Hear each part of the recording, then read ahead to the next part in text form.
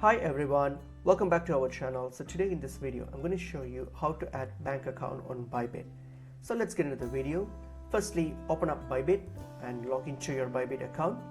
So once I've logged into your account, so we're going to add our bank account for P2P transactions. So P2P, on your buy crypto option here, just go to buy crypto, and under buy crypto go to P2P trading.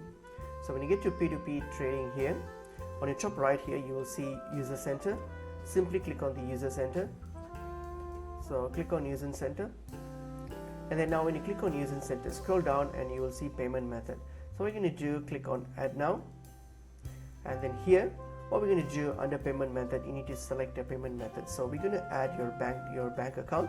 So what you're going to do, simply select the bank account that you wish to add. So depending on your location, you will see the different types of banks based on your location. So simply select a bank that you want to add. Okay, so once you have select a bank here, so then you will get this screen here. So here all you have to do is plug in your banking details and then hit on confirm, and that's it. You'll be able to add your bank account. So that's pretty much it is. Hope this video was helpful. I'll see you in another video. Thank you.